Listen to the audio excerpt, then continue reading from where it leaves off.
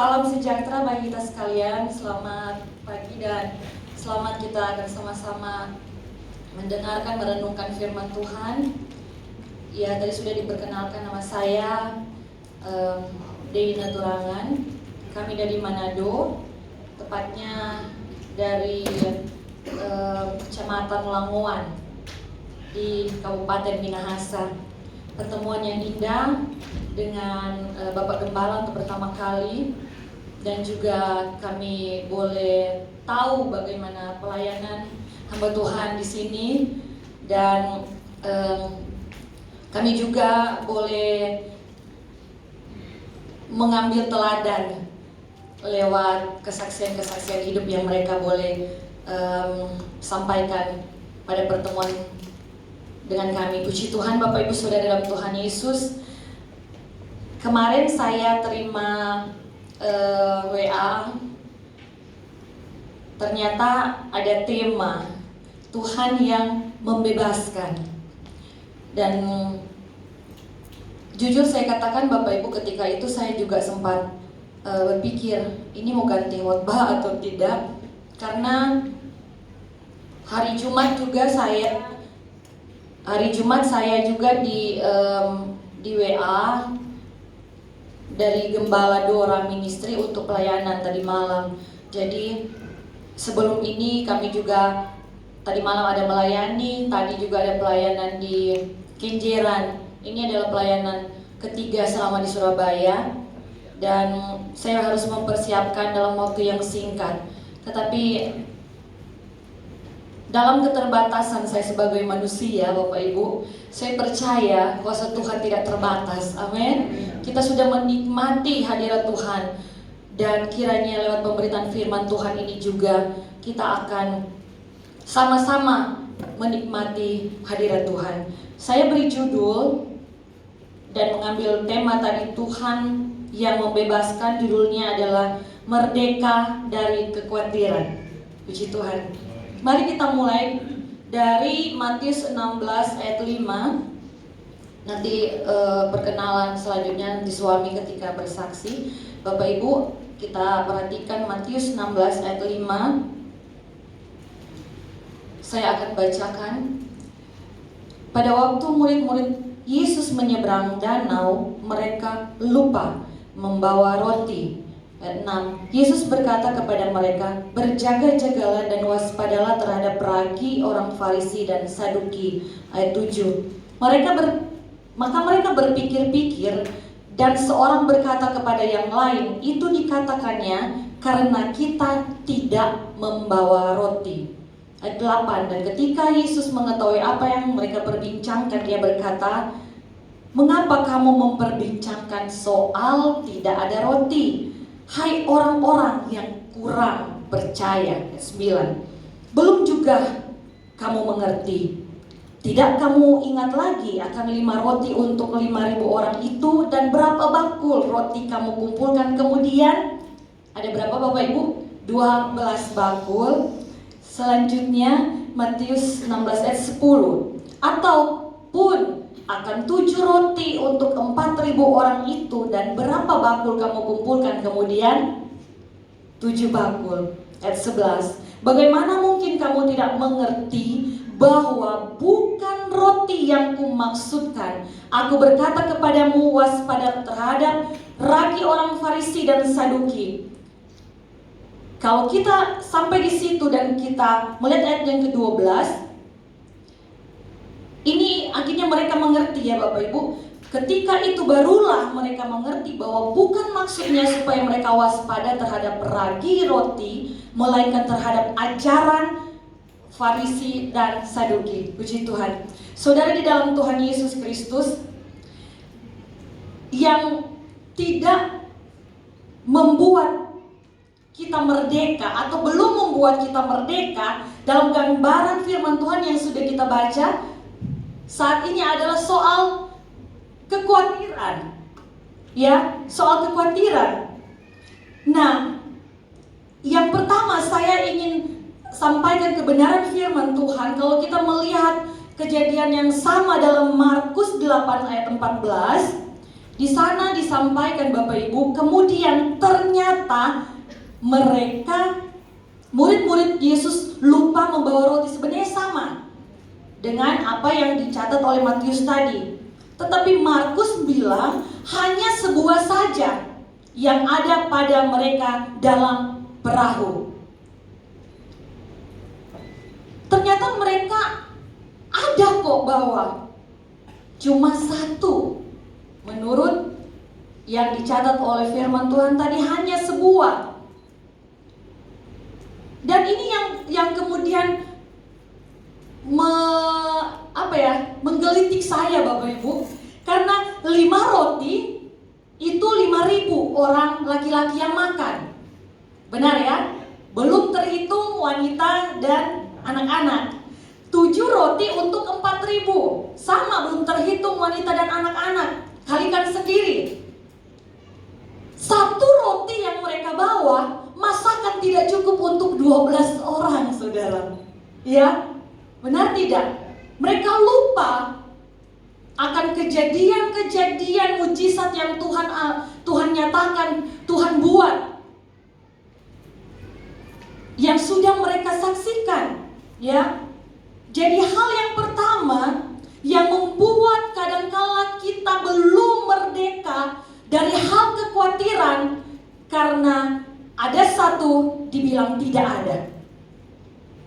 Ternyata ada potensi, kita bilang tidak ada potensi. Ada modal, kita bilang tidak ada modal. Kekhawatiran menutup penglihatan kita tentang penyertaan Tuhan. Itu bahaya Bapak Ibu. Ya. Kedua, kita masuk di sana ada dikatakan karena kurang percaya. Saya dengar firman Tuhan Bapak Ibu tentang hal ini, kata karena kurang percaya itu ada bahasa aslinya yang berarti terlalu sedikit percaya terhadap pemeliharaan Tuhan. Percaya tapi sedikit. Percaya bisa dikatakan ragu-ragu kemudian. Ketika ada sebuah kebutuhan dan itu seakan-akan secara manusia kita menganggap remeh. Oh, itu bukan apa-apa. Akhirnya kita jadi sedikit percaya bagaimana pemeliharaan Tuhan yang sudah membawa kita sampai saat ini.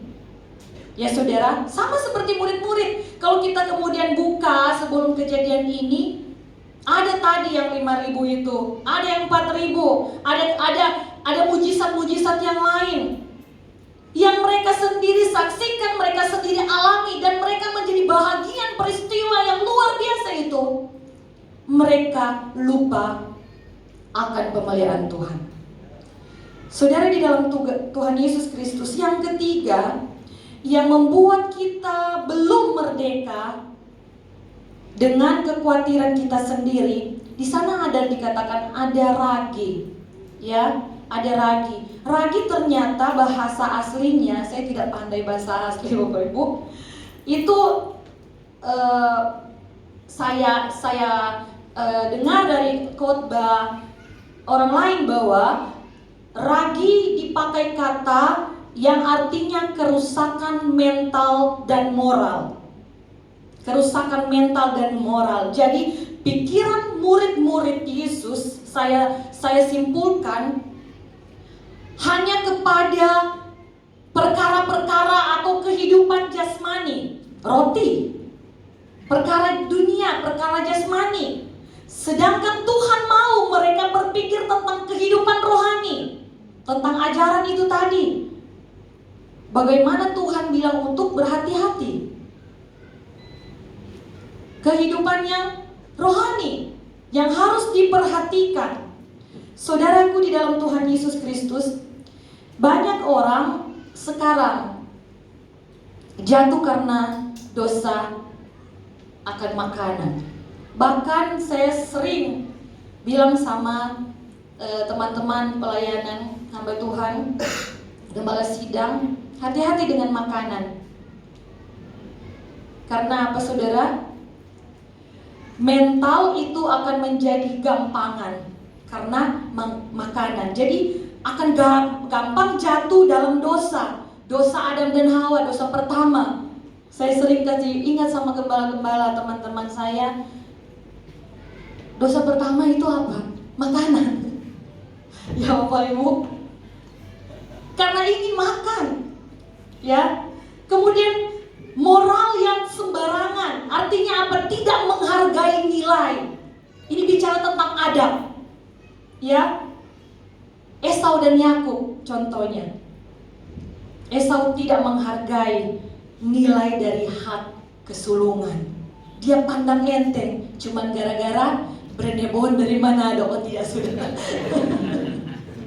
Ya, saudaraku di dalam Tuhan Yesus Kristus, di Manado saudara, banyak jemaat Tuhan, hamba Tuhan yang moralnya jadi sembarangan. Budaya membungkus itu saudara. Padahal di rumah mereka tidak makan, cuma ikut-ikutan, akhirnya jadi perbincangan, moralnya dipertanyakan, sembarangan moralnya. Saudara di dalam Tuhan Yesus Kristus, ternyata penting soal makanan ini yang tidak perlu kita khawatirkan. Di dalam doa Bapa kami, doa yang diajarkan oleh Tuhan Yesus kepada murid-muridnya, ya, berikanlah pada kami hari ini makanan kami yang secukupnya. Jadi soal itu juga ternyata menjadi konsen atau konsentrasi dari Tuhan untuk ajarkan kepada kita. Belajar untuk mencukupi diri soal makanan itu. Berikanlah pada kami pada hari ini makanan kami. Jadi hari ini. Makanya ada ayat firman Tuhan yang bilang, cukupkanlah dirimu. Ya, cukupkanlah dirimu hari demi hari. Karena besok pasti ada berkat Tuhan. Memang besok ada kesusahan, tetapi Tuhan juga menjanjikan bahwa akan selalu ada berkat Tuhan di hari ini, besok dan selanjutnya. Amin. Berikanlah kami pada hari ini. Saudara di dalam Tuhan Yesus Kristus. Jadi, mari kita belajar tentang kebenaran firman Tuhan ini. Cara merdeka dari kekhawatiran. Markus 8 ayat 18 bilang, kamu mempunyai mata, tidakkah kamu melihat? Dan kamu mempunyai telinga, tidakkah kamu mendengar? Tidakkah kamu ingat lagi? Kita dibawa pada hari ini dalam keadaan yang baik, sehat, bisa beribadah, bisa memuliakan Tuhan, bisa menyembah Tuhan. Itu semua adalah proses kehidupan yang kita sudah lewati bersama dengan Tuhan di hari-hari yang lalu. Ya, amin saudara. Sehingga hari ini kita ada, makanya kita harus diingatkan Tuhan. Hey, ingat yang lalu, bagaimana Tuhan pelihara kamu. Dan Tuhan sudah bawa kamu pada hari ini. Puji Tuhan. Haleluya. Ingat apa juga saudara? Ingat itu bicara tentang kita menyadari apa yang kita punya, apa yang kita miliki. Tadi satu roti tadi jangan dianggap enteng saudara. Ya, ada potensi yang Tuhan taruh dalam kehidupan saya dan saudara. Entahkah itu talenta ataupun apa ya saudara. Mungkin engkau bisa sadari, engkau bisa mencari nafkah kehidupan dari potensi yang Tuhan sudah berikan kepadamu. Sadari itu saudara. Dan kadang kalau kita melihat satu dengan yang lain itu berbeda, tetapi tetap sama penyertaan Tuhan dari hari ke hari dalam hidup saya dan saudara. Amin. Haleluya. Yang kedua yang harus kita ingat saudara, ternyata mari kita menyadari ada Tuhan di tengah kita. Amin. Haleluya. Tuhan yang bikin mujizat dengan 5 roti tadi, Tuhan yang bikin mujizat dengan 7 roti, Tuhan yang sama ada di tengah-tengah murid-muridnya ketika mereka punya 1 roti saja. Itu yang mereka lupa saudara. Haleluya. Puji Tuhan. Ingat saudara, bagaimana Tuhan menolongmu di waktu yang lalu. Tuhan ada di sana. Dan Tuhan akan menolongmu pada saat ini, karena Tuhan ada bersamamu saat ini. Bahkan selanjutnya Tuhan ada bersamamu. Kalau Tuhan ada bersamamu, saudara jangan khawatir tentang apapun juga. Amin. Haleluya. Mereka lupa. Cuman kepikiran tentang satu roti. Pikiran tentang berkat yang mereka bawa. Mereka lupa siapa yang memberi berkat. Ternyata ada sumber berkat di tengah kita. Amin. Sadari sampai hari ini saudara. Haleluya. Puji Tuhan. Mungkin terlalu banyak kesaksian saya dan saudara kita bisa hidup dan bernapas sampai saat ini karena kemurahan Tuhan. Haleluya. Puji Tuhan. Jangan seperti murid-murid. Saya sambil mempersiapkan ini tadi subuh Pak Gembala. Puji Tuhan, Tuhan kasih bangun saya. Saya sudah bilang Tuhan, bahasa Manado Pak, Ibu Gembala tahu, mana-mana Jo. Saya capek sekali kemarin saudara. Akhirnya saya bilang Tuhan mau tidur, nanti bangun besok. Ya Tuhan tahu saya. Jadi saya dibangunkan hampir jam 3 untuk mempersiapkan pelayanan ini tanpa alarm. Ada alarm Roh Kudus ternyata saudara. Haleluya. Puji Tuhan, haleluya. Tuhan tak mau bikin malu saudara. Puji Tuhan. Mari saya tadi katakan bahwa ketika murid-murid itu hanya menyoroti soal satu roti itu, ini kita bisa dapati Bapak Ibu di dalam Matius 16 ayat 5 dan Markus 8 ayat 14. Begitu masuk dalam satu konteks firman Tuhan, ya, mereka langsung bicara tentang lupa bawa roti. Jadi ayat pertama itu sudah langsung dengan soal dunia. Perhatikan ayat 5 dalam Matius 16. Pada waktu murid-murid Yesus menyeberang danau, mereka lupa membawa roti. Markus 8 ayat 14 sama halnya. Dua kitab ini yang mencatat, penulisnya bilang, kemudian ternyata murid-murid Yesus lupa membawa roti. Baru dalam baru start kehidupan, ya, baru awal langkah pertama sudah bicara tentang roti, tentang kepentingan jasmani. Kalau kita mau melakukan sesuatu, Bapak Ibu, jangan pikir itu dulu. Sadari Tuhan ada bersama dengan kita. Mau program apa kita? Amin. Langkah pertama kita sadari kehadiran Tuhan. Mereka lupa.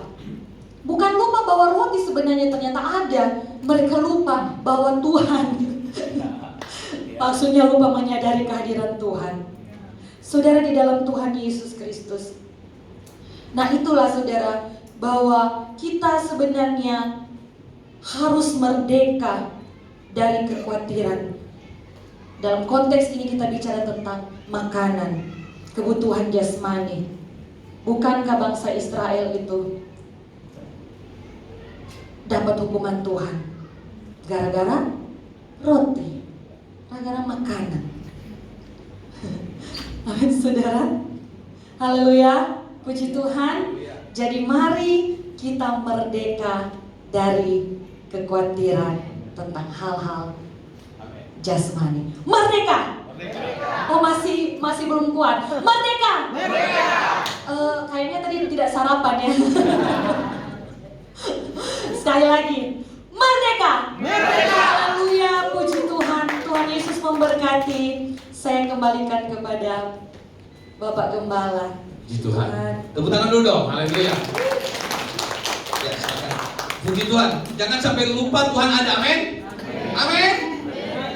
Tapi kalau kata lupa tadi saya diberkati sekali. Kata lupa ada ditambahkan mengabaikan. Kita suka mengabaikan Tuhan itu ada. Silakan mungkin Pak Eko silakan mau bersaksi boleh bantu kami untuk boleh memberkati. Sebenarnya banyak yang tidak diceritakan pengalaman ibu-ibu ini. Kemarin yang paling luar biasa sini Pak Eko. Mari Pak Eko. Sama-sama dibawa aja sama saya Pak Eko. Ini keluarga yang cinta Tuhan. Mereka sampai menjual 3 rumahnya loh untuk mau membawa hamba-hamba Tuhan pergi ke Israel loh. Sampai anaknya nangis-nangis loh. Anaknya nangis-nangis loh. Mama kenapa sih jual rumah ini untuk hamba-hamba Tuhan berangkat? Karena mereka bilang begini, kemarin saya sadari sekali hidup ini, kita ini cuma pengelola. Dan luar biasa, mereka orang yang gila-gila dengan Tuhan. Silakan Pak Eko.